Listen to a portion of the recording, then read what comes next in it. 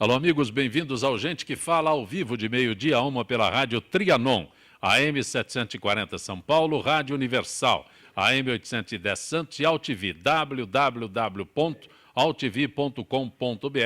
com reapresentação 6 horas da tarde. Nosso site, www.gentequefala.com.br, nossa página Facebook/Programa Gente que Fala, o Twitter, @Gente que Fala M, o WhatsApp é São Paulo, é 11 974012235, o telefone à sua disposição também é São Paulo, 11 5052 6622. Participando desta edição de Gente que Fala, Luiz Antônio Fleury Filho, governador Fleury. Prazer tê-lo aqui, Fleury. Prazer é meu, uma satisfação, Zacopé. Você está filiado ao PMDB? PMDB. Continua no PMDB? Sim, é? Continua no PMDB. Também conosco o empresário Ciro Moura, que é presidente estadual do PTC. Ciro Moura, muito bom tê-lo aqui.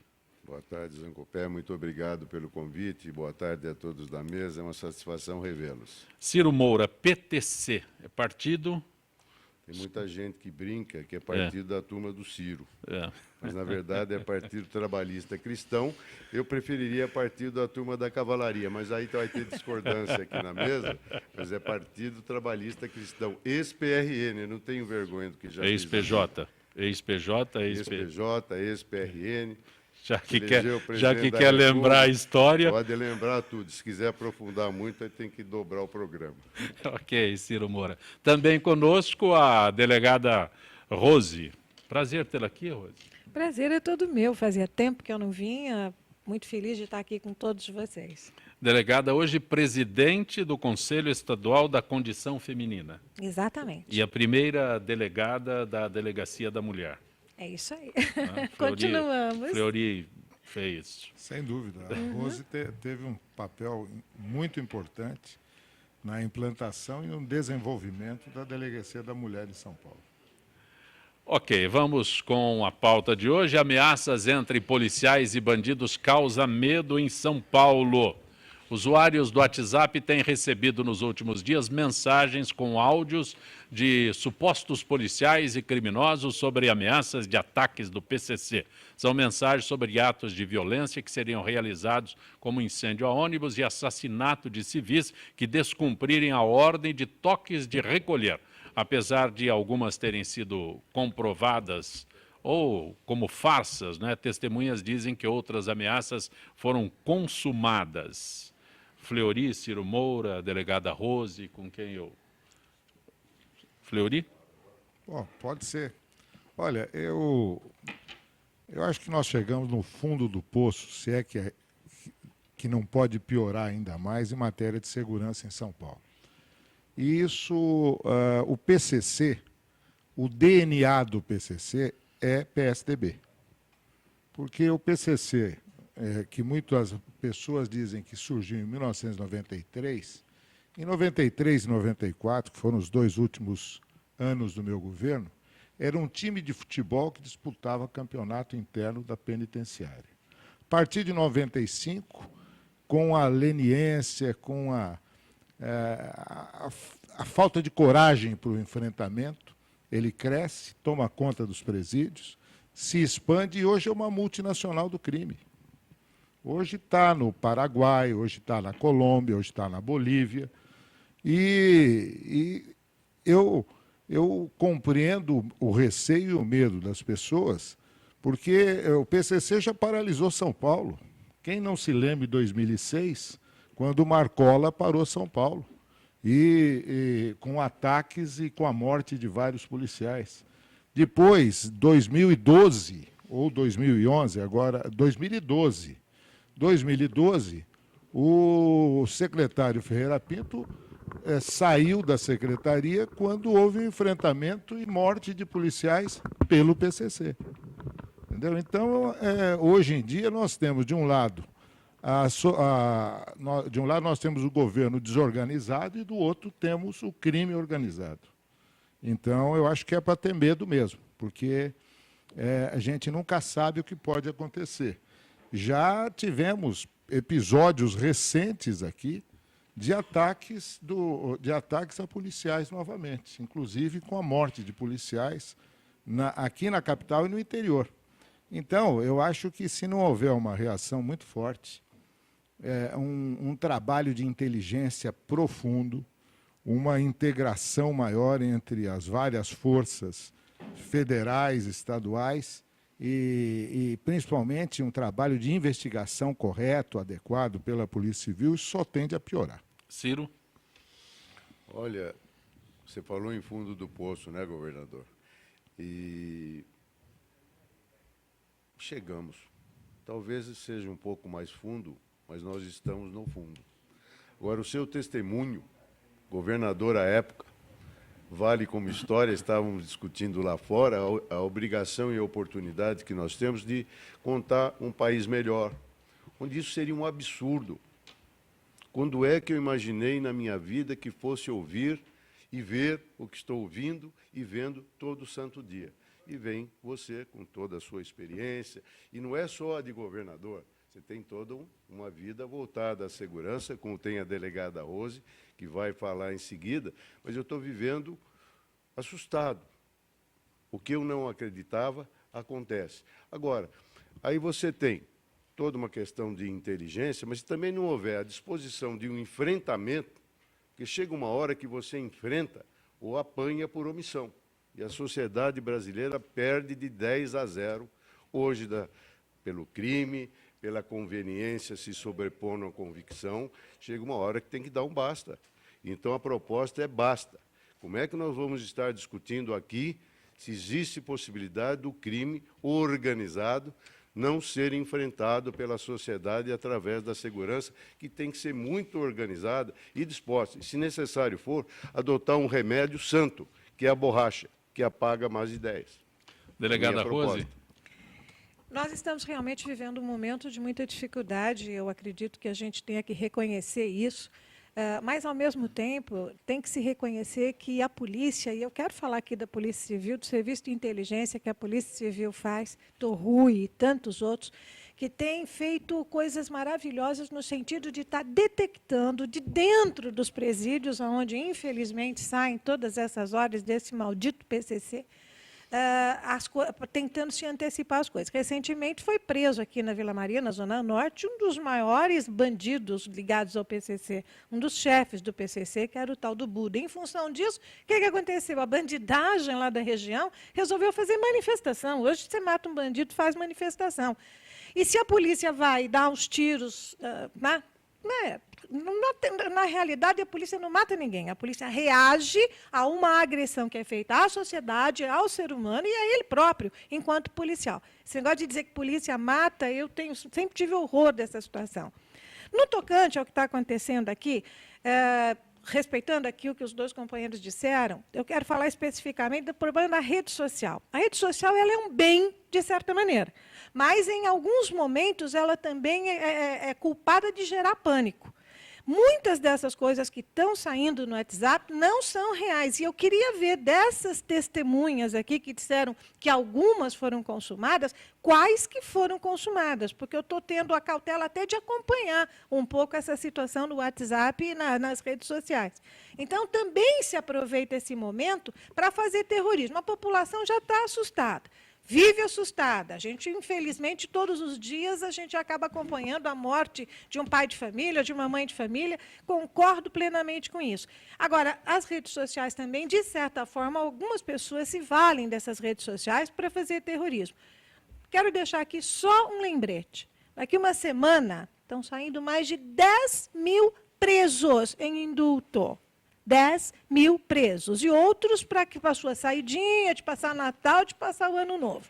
Desses, segundo a estatística da Secretaria de Administração Penitenciária, 10% não voltam. Quer dizer, são 1.000 que ficam só numa saidinha. Daqui a pouquinho tem a saidinha da Páscoa, fica mais 1.000. E a polícia continua enxugando gelo, porque eles deveriam continuar e não continuam.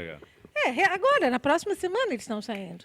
Já? Já, é. O tal do indulto de Natal, da saidinha de Natal, já é a semana que vem. Mas eu me lembro quando a gente anunciava isso, era bem próximo ao Natal. Agora Não, mas é a semana que vem. Semana que vem, na outra semana. O mês todo, delegado.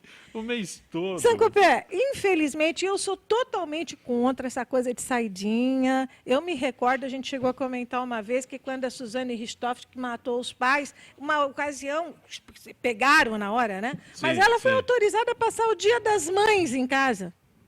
Para você ver a situação em que a gente vive. Tem que mudar a lei de execuções penais, acabar com essas coisas, porque se isso não acontecer... eu uso um termo aqui que usava um ex-comandante da Polícia Militar, o Celso Camargo, a polícia vai continuar enxugando gelo. Aí eu me lembro daquela moça lá no litoral, num presídio, que saiu num Dia dos Pais. Ela tinha matado o pai e a mãe, não é isso? Aí a Suzane quase sai no Dia das Mães. Isso. Então, Mas isso, Sancopé, isso começou em 1984 com a reforma do Código Penal e também a criação da Lei de Execução Penal. A Lei de Execução Penal, eu estou muito à vontade, porque na época eu era presidente da Confederação Nacional do Ministério Público e tive muitas discussões a respeito dessa lei. E eu sempre disse que essa lei levaria à falência do sistema criminal brasileiro. Levou. Hoje, 30 anos depois, a gente chega à conclusão de que a falência chegou. Se não mudarem também, porque é uma coisa impressionante. Eu fui deputado 8 anos e me decepcionei muito. Eu apresentei 78 projetos só na área de segurança, inclusive para modificar a progressão de penas, etc. e tal, mas o que a gente vê é que há uma certa cumplicidade, tanto do Executivo como do Legislativo, porque se tiver que endurecer, tem que construir mais presídio, vai ficar mais gente presa, entendeu? Quando, na verdade, hoje todo mundo fala, não, nós temos que partir para uma política de não encarceramento. Eu concordo, sou a favor de penas alternativas, mas para quem merece ter penas alternativas. Não do jeito que as coisas estão sendo feitas, quando hoje acabaram com o exame criminológico para autorizar essas saídas. Não se faz mais, fica a critério do juiz fazer ou não. Eu votei contra isso lá na época que era deputado. Mas não adianta, parece que o pessoal prefere achar que uma simples passagem pela prisão, rapidinha, mais rápido possível, vai fazer a mágica de transformar as pessoas. Você está acompanhando Gente que Fala pela Rádio Trianon, conosco o advogado Fleury Filho, o governador Fleury, a delegada Rose, atualmente presidente do Conselho Estadual da Condição Feminina, o empresário Ciro Moura, que é presidente estadual do PTC, e o professor Isaías Custódio, do Departamento de Administração da Faculdade de Economia, Administração e Contabilidade da FEA-USP. Secretaria Municipal dos Transportes fechou o contrato de R$ 5.400.000 com uma consultoria da área para reestruturar 1.300 linhas de ônibus da cidade. A intenção é criar uma rede de referência para o transporte público que inclua as medidas já implementadas e as prometidas pela atual gestão até 2016. Nessa lista deverá estar também o Plano Estadual de Expansão das linhas de trem e metrô. Professor Isaías, posso começar com a tua análise sobre essa informação? Antes de mais nada, boa tarde. Muito boa tarde para o nosso governador, né? O deputado aqui, o Ciro Moura, né? Presidente do PTC, a delegada. Acompanhei muito a sua carreira também como parlamentar. E a questão do transporte público, ela demanda uma ação mais do que municipal, né? Intermunicipal. Cada vez mais os entornos, né, das cidades demandam que as soluções sejam intermunicipais. Isso traz uma vantagem e uma grande desvantagem, porque demanda uma interação entre as várias municipalidades. No caso aqui de São Paulo,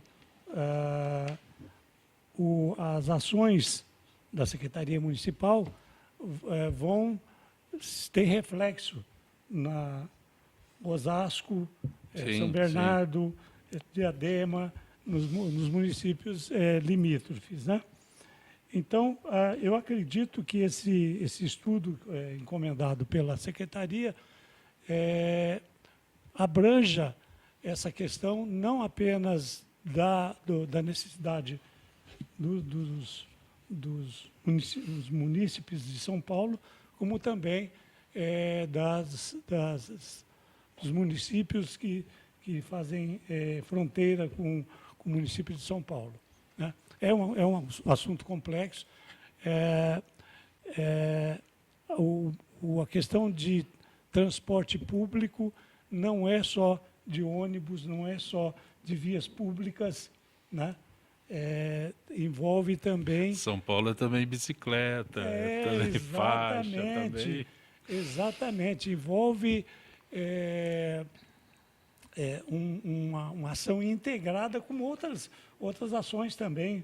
No caso da segurança é assim, no caso da saúde pública também, né? Perfeito. Delegada Rose, todos moramos em São Paulo aqui, não é? Uhum.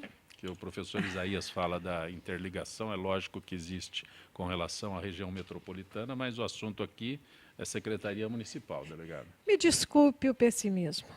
Me desculpe o pessimismo, eu não confio uma vírgula no que esse governo municipal aqui da nossa cidade de São Paulo vem fazendo no tocante ao trânsito.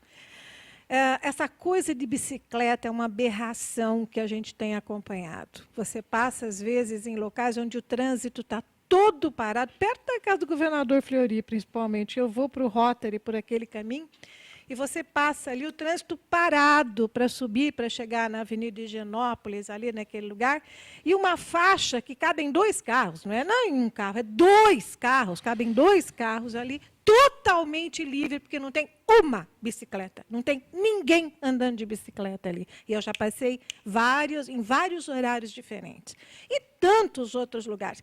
A alça da Marginal, às vezes, a Marginal na Ponta da Casa Verde, a alça da Marginal fica parada, às vezes. Por quê? Porque uma pessoa com bicicleta vai atravessar ali, que é no caminho da alça ali, vai atravessar, aí tem um marronzinho que para o trânsito já engarrafado, para um rapaz de bicicleta ou uma moça de bicicleta passar ali e passa bem devagarzinho, porque é aquele negócio da sensação do poder, né? Eu sou poderoso, eu parei um trânsito da Marginal para andar de bicicleta aqui nesse pedaço. Então, eu tenho um horror enorme a isso.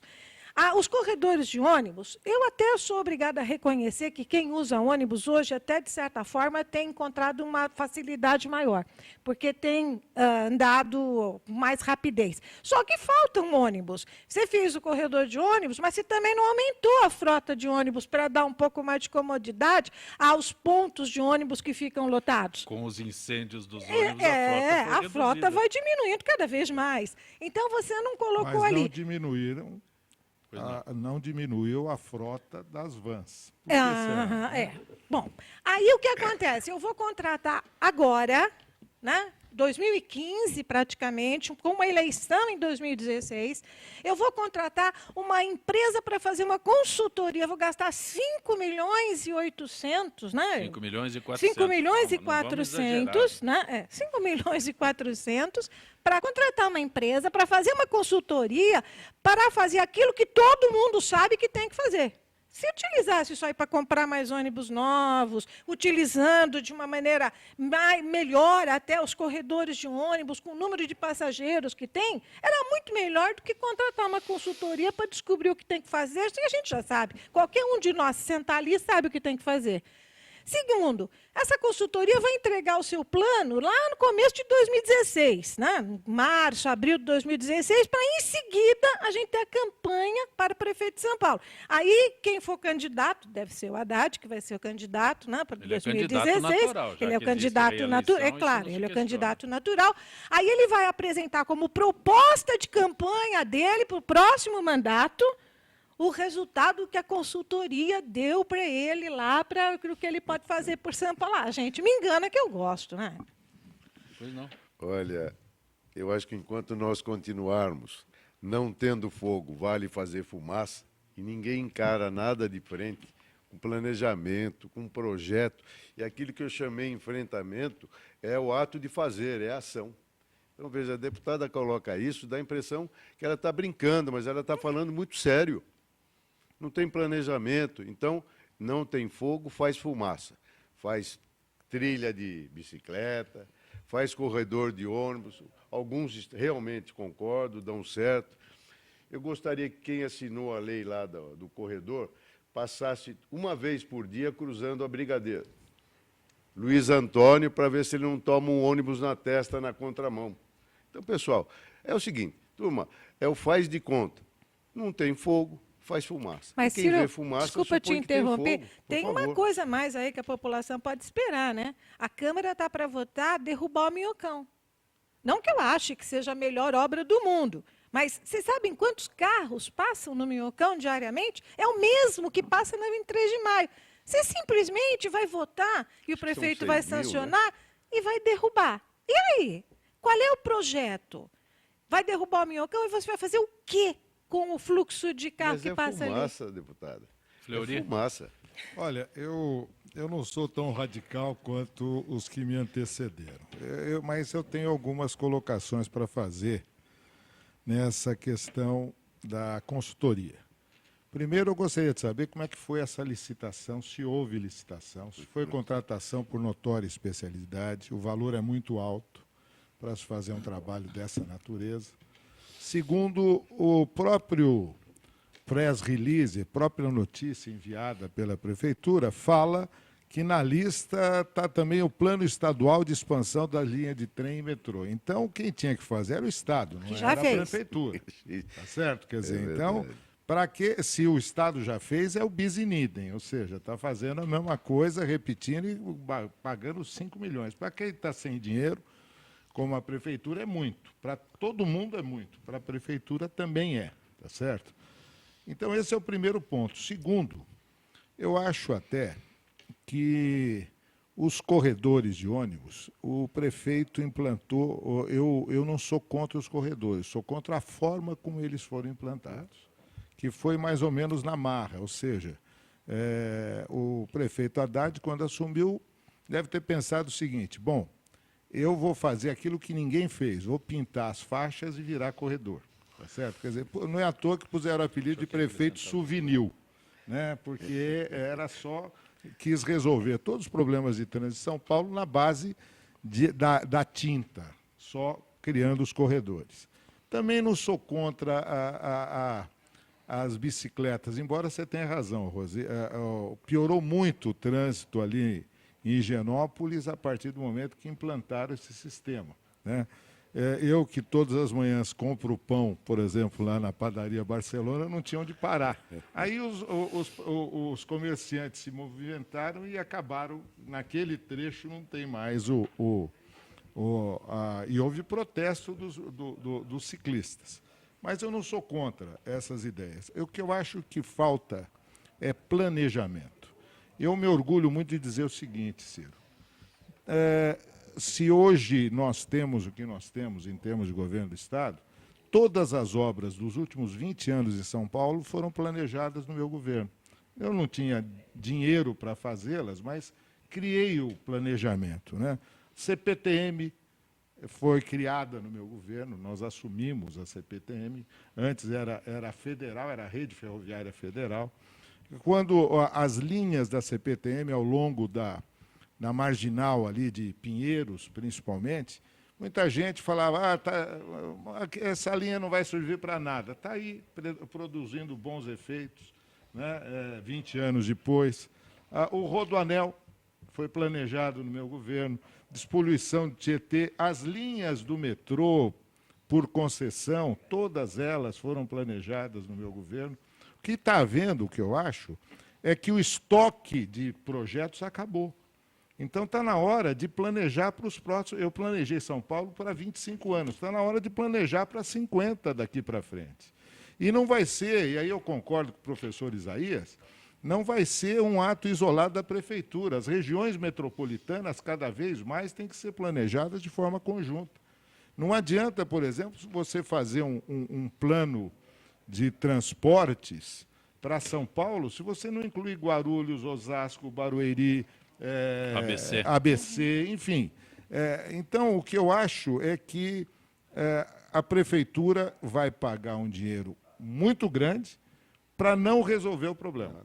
Tá certo? Quer dizer, nós vamos ter mais um plano bonito, bem feito. Essas consultorias trabalham bonitinho, vários muito gráficos, bem elaborado. muito bem elaborado, etc. Mas que vão dizer, olha, mas aqui depende de Barueri, aqui depende de São Bernardo, aqui depende do governo do Estado, aqui depende dos outros. Tá? Quer dizer, isso deveria ser a macro-região metropolitana de São Paulo que deveria fazer esse planejamento. Professor Isaías, tem 1 minuto só para o senhor. Secundando aqui o que o governador Fleury colocou, quando o senhor fala em planejamento, compreende estudar o assunto. Sim, sem dúvida. E eu fui diretor de planejamento da FEPASA, né, e fui presidente da comissão intermodal de São Paulo no governo Montoro. Sim. E lá nós tínhamos o PAESE, que principalmente em momentos críticos, né, reúne essas diferentes modalidades de transporte. E eu creio, deputado, que aqui, nesse caso, esse estudo, eu não vi o termo de referência, mas eu Desculpa, creio... ninguém viu até agora. Eu creio que tem que ser. Senão, realmente, se não for feito assim, não serve para nada. É um estudo que abrace a questão dos outros modais que se interligam. É assim em cidades como Nova York, Paris, Londres, etc., né? Macrometrópoles que se juntam o transporte de ônibus, com metrô, com trens e com vans, por que não, né? Para pequenos trechos, né? Você está acompanhando Gente que Fala pela Rádio Trianon, AM 740 São Paulo, Rádio Universal, AM 810 Santos e AltV, www.altv.com.br. Retornaremos em instantes.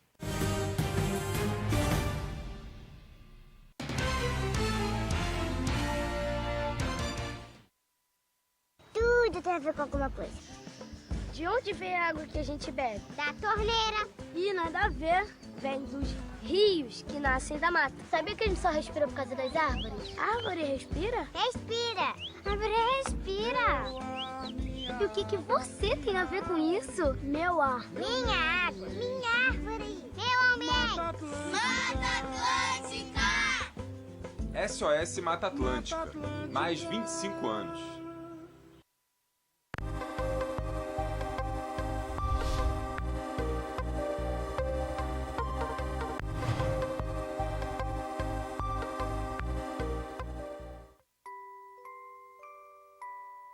As nossas recordações são os nossos maiores tesouros. Carregamos durante toda a nossa vida.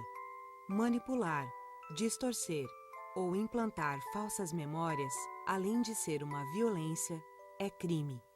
Somos responsáveis por esse tesouro. Não promova alienação parental.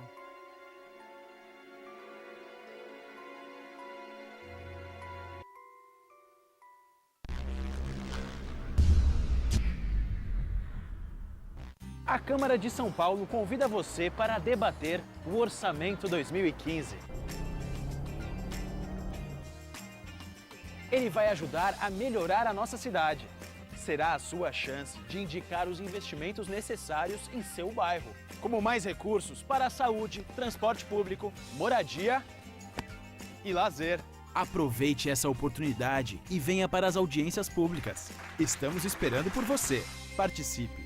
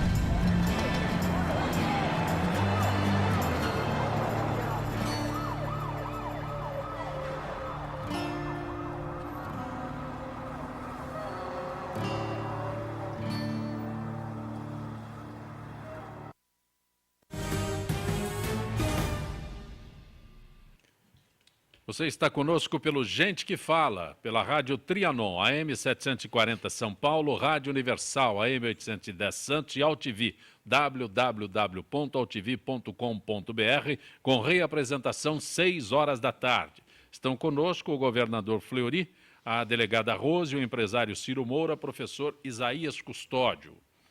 Há um mês do final do mandato, deputados tentam acelerar o projeto de lei que disciplina normas sobre o porte, aquisição, posse e circulação de armas de fogo e munições.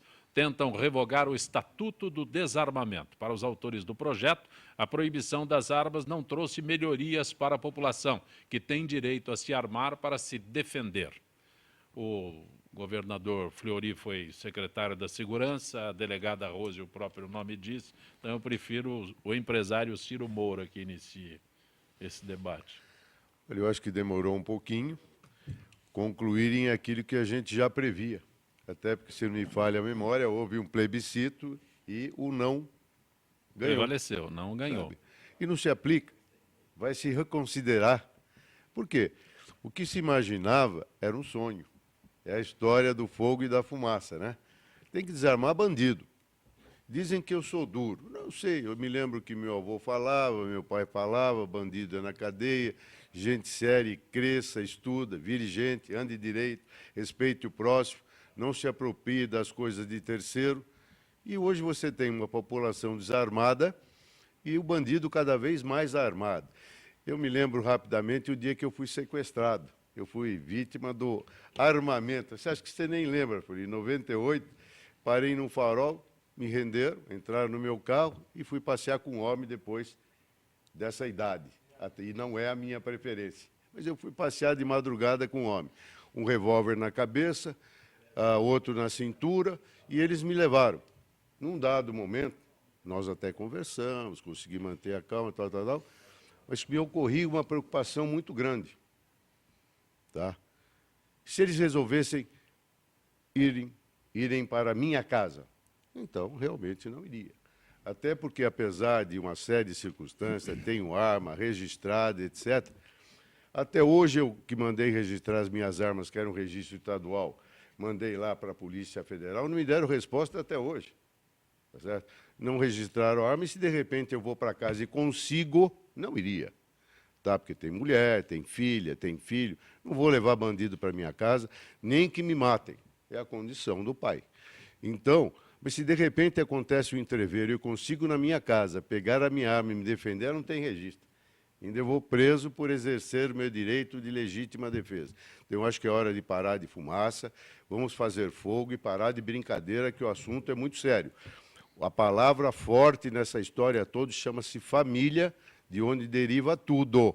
E defesa da família é obrigação do cidadão, mesmo que armado. Delegada Rose.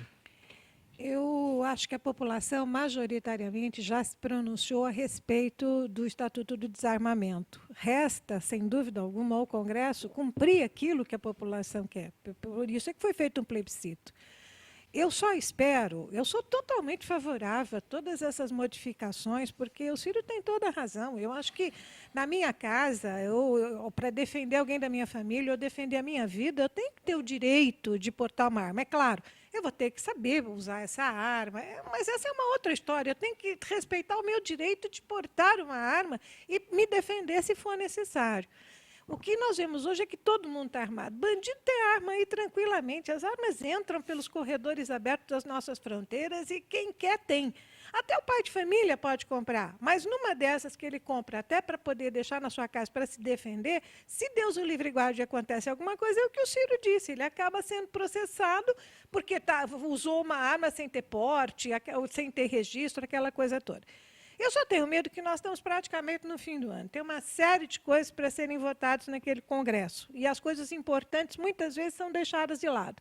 Essa é uma coisa muito importante para a população. Eu espero que os nossos deputados, os nossos senadores, realmente atentem para a importância daquilo que tenha que ser votado e façam um esforço para isso.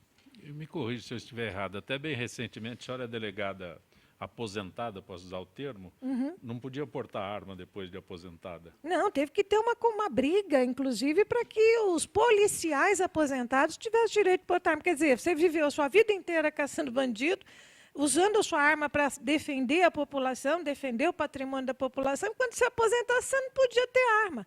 Né? Aliás, você precisa ter o porte de arma. Sim. Independente de você ser Não, policial aposentado, você tem negava que ter o porte. porte. Negavam o porte, como negavam para todo mundo.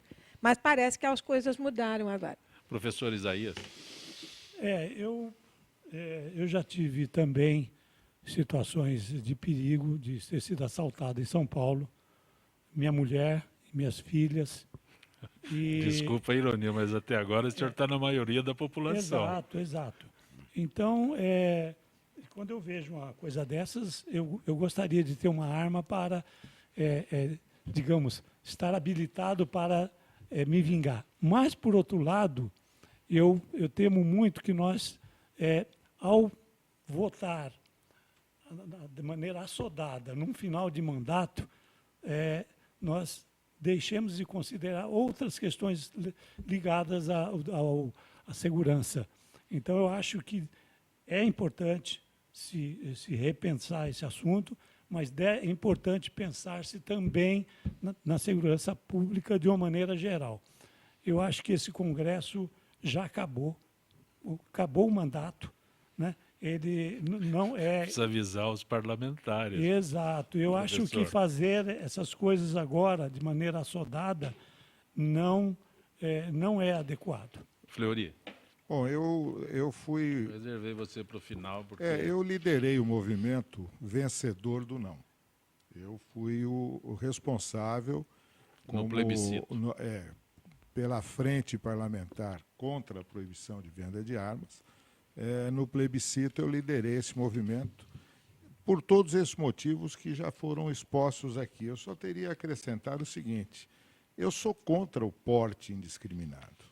Eu acho que o porte de armas só pode ser concedido em casos muito especiais, como é o caso dos policiais, inclusive os aposentados, como é o caso de pessoas que corram risco de vida.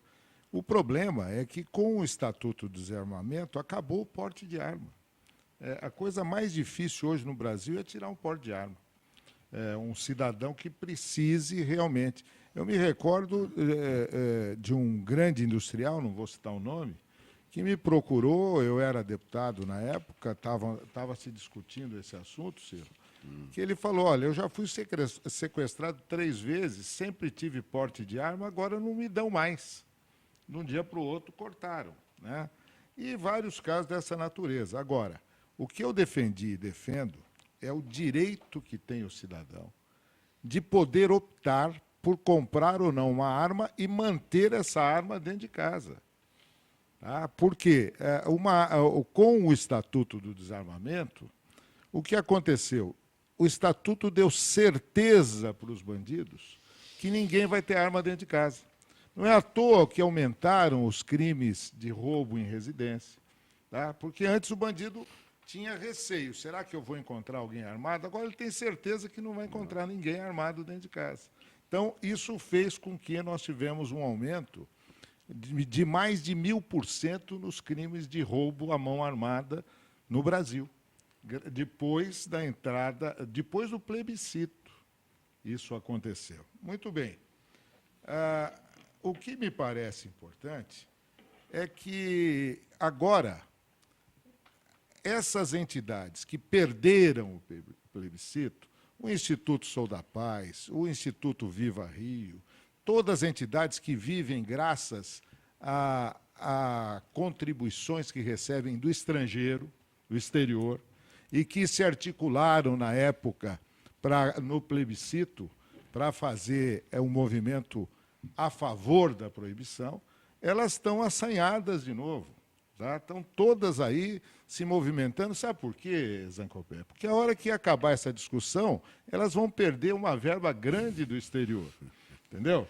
Quer dizer, eu acho interessante o seguinte, o dinheiro para essas entidades vem de onde? Vem dos Estados Unidos, onde o porte e a posse de armas são livres, na maioria dos estados. Vem da Alemanha, onde também tem indústria de armas. Tá? Quer dizer, eu acho uma hipocrisia dessas entidades. Tá? E acho que a Rose tem razão, e o professor Isaías, quando dizem o seguinte: não vai dar tempo, não se vai votar, vai ter uma audiência pública nos próximos dias. Né? Agora, o que me preocupa é que, enquanto isso está ocorrendo, o Exército Brasileiro está dificultando cada vez mais até a expedição de licença de caçador, está dificultando até a questão de dos colecionadores terem armas em casa, está criando uma série de dificuldades que nem a lei criou. Entendeu? Ou seja, há uma política deliberada no sentido de que vamos desarmar a população. Nós já assistimos isso no passado. Quem fez isso foram os regimes totalitários que primeiro tiraram as armas para depois dar golpe. Hoje não tem mais possibilidade de golpe no Brasil da esquerda que poderia fazer esse tipo de movimento, entendeu? Porque é tanto problema que a esquerda está enfrentando, né? A esquerda, nem a esquerda caviar mais, aqueles que são esquerdistas de final de semana, tem condições de liderar um movimento nesse sentido. Mas o que me preocupa também é o seguinte: um dos principais líderes contra o plebiscito e contra o resultado do plebiscito foi o Renan Calheiros, que hoje é presidente do Senado, ou seja, se aprovar na Câmara, o Senado não vota esse ano, ou seja, esse projeto vai cair por água abaixo. Só para lembrar aqui, com relação a porte de arma, o Rio de Janeiro, desde o segundo governo Brizola, nos anos 90, né, 1990, alguma coisa assim. 91. Que não expede um porte de arma. Nenhum. Desde o segundo governo. Exatamente. E veja a violência lá. Sem nenhuma norma, é norma interna do Estado do Rio. E os argumentos são pífios, sabe? As pessoas falam, a arma de fogo, quem mata é o cidadão. Agora, ninguém faz o seguinte exame: quantos portadores oficiais de arma, quem tem porte de arma, quantos que praticaram crime com essa arma? É zero. É zero. Entendeu? São armas ilegais que estão matando. Fleury André de Pinheiros. Por que é tão difícil controlar criminosos que já estão presos? Ele cita o PCC. Medo das autoridades de enfrentar e colocar disciplina para valer dentro dos presídios. Fica todo mundo com medo e fica tratando o presidiário a pão de ló. É por isso que acontece. Juliano da Penha, delegada Rose, por que várias unidades da Delegacia da Mulher fecham diariamente às 6 da tarde e não abrem nos finais de semana? Será que para as autoridades paulistas a mulher só é agredida no horário comercial? Não, olha, é importante dizer o seguinte: a competência de atendimento da Delegacia da Mulher é concorrente com as outras delegacias. Claro que as mulheres vítimas de agressão, de violência, elas preferem as delegacias da mulher. Por que elas fecham às 18? Por que não se criam mais? Por que não são 24 horas? Porque, infelizmente, nós não temos elemento humano em número suficiente para atender a essa demanda. É uma luta que a gente vem empreendendo já há muito tempo e a gente encontra muita dificuldade, porque se deixar acontecer, o que nós vamos ver é que as delegacias da mulher vão ser dirigidas somente por homens, porque não tem mulher em número suficiente para fazer esse tipo de atendimento. Atualmente isso não acontece, né? Não. Em alguns lugares, no interior, às vezes, quando você não tem delegada nem para mandar, quem responde é o delegado do município. Fica lá escrivã, investigadora, mas é o delegado do município que atende. É uma luta antiga, a gente sabe que as mulheres não apanham só até às 18 horas e apanham no final de semana, mas a gente continua lutando. Principalmente quando sobe o índice de ingestão. Exato, mas tem uma coisa que é importante colocar, gente. Se vocês olharem o movimento das delegacias de defesa da mulher, o dia de maior movimento é na segunda-feira, porque ela apanha no sábado e domingo, mas dificilmente, a não ser quando tem aquelas brigas que vai a polícia militar no local para atender, dificilmente ela vai à delegacia no sábado e domingo. Ela espera ele sair na segunda-feira e aí ela vai fazer a queixa. Isso já é comprovado. Isso já é comprovado. Eu não sou da área, mas isso é comprovado. Se não, ela for no dia, ela apanha na volta. Não. Ela não sai de casa no sábado e domingo, ela fica lá. Não é que ela tem medo, porque ela vai na segunda-feira, ele vai voltar para casa à noite, de qualquer maneira. Então, quando a coisa fica ruim, e que aí a Polícia Militar vai para o local e tudo mais, a Polícia Militar normalmente conduz para o distrito da área, é elaborada a ocorrência, que é encaminhada no dia seguinte para continuidade na Delegacia da Mulher da área. Eu queria fazer 2 observações muito rápidas. Uma não diz respeito especificamente à Delegacia da Mulher, mas à Delegacia do Idoso, que foi criada no meu governo.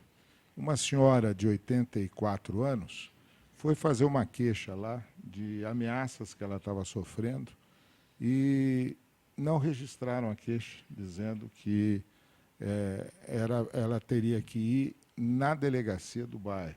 Tá? E ela me procurou e fomos à delegacia do bairro para fazer uma queixa de ameaça. O síndico está maltratando todo dia essa senhora, tal, enfim. Mas eu acho que a Rose tocou num ponto, e eu sei o quanto ela luta por isso que eu posso falar aqui. Hoje nós temos 12 mil homens a menos no efetivo da Polícia Civil do Estado de São Paulo.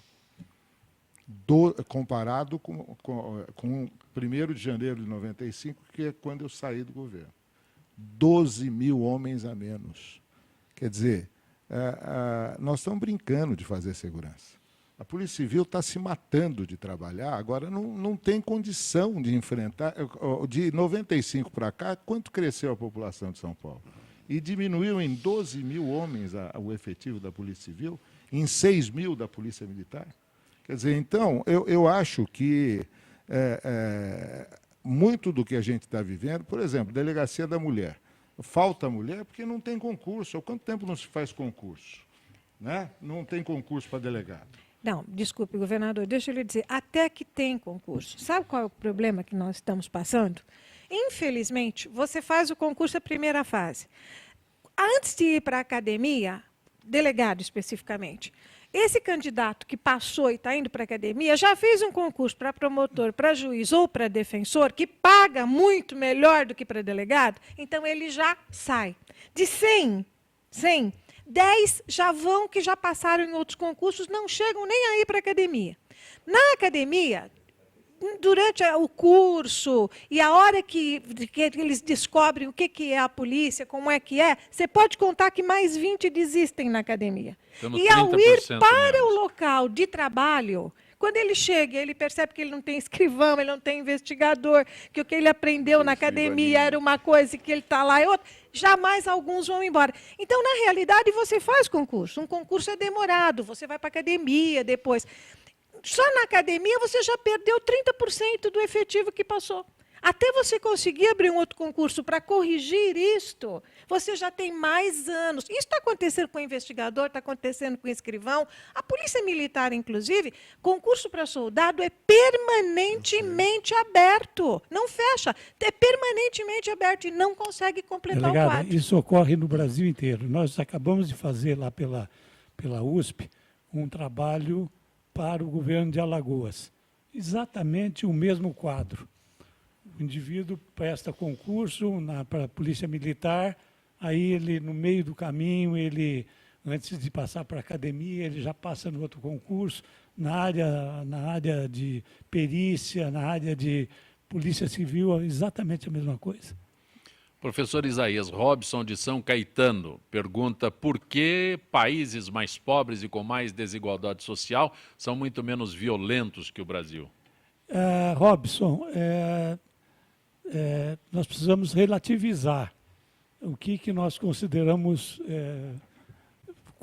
comparáveis com o Brasil, né? Então, por exemplo, tem o Butão, lá nos Montes Everest, né?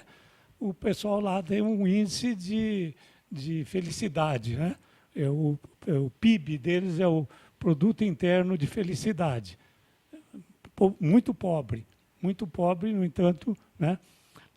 Comparado, por exemplo, com o México, né? Que é um país que tem um tamanho do nosso, mais ou menos, tem um índice de criminalidade assustadoramente grande também.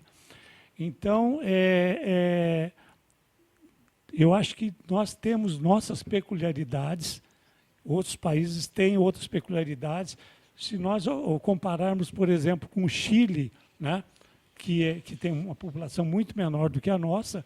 Chile tem uma população equivalente à cidade de São Paulo. Não é nem a grande São Paulo, é a cidade de São Paulo. Tem 12 milhões de habitantes. São Paulo tem 11 milhões de habitantes. Exatamente. Cidade de São Paulo. Exatamente. Então, são coisas que não dá para a gente comparar, mas, respondendo à sua pergunta,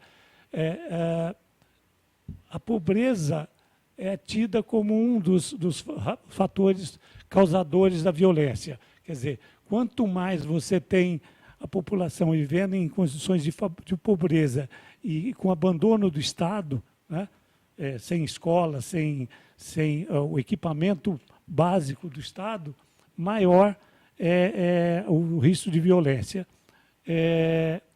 Nós fizemos um estudo em 2003 para o Banco Mundial, onde nós vimos as regiões das regiões metropolitanas de São Paulo, Rio de Janeiro e Recife, para ver a questão da pobreza e a violência. Obviamente, nos bairros mais periféricos dessas cidades, a violência era mais presente, e nós vimos que era muito fruto do abandono do Estado. O Estado não chegava lá. Então, o bandido era dono da situação e a população ainda acabava mais, digamos, favorecendo, achando que o bandido era o benfeitor e não o policial, né? O policial era o bandido para eles. Aí nos remete à primeira notícia que nós colocamos aqui das denúncias do WhatsApp, que muitas vezes os bandidos, né, fazem represália a quem não cumpriu as orientações. Denise das Perdizes, também para o Isaías. Qual a razão da baixa procura dos estudantes pela FUVEST nesse ano?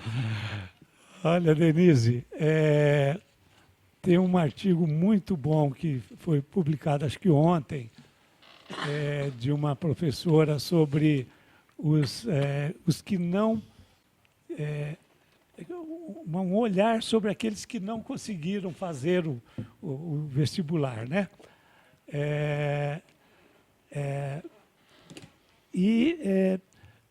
Nós tivemos o Enem e a FUVEST, um volume muito grande de candidatos. Agora, tem muitos...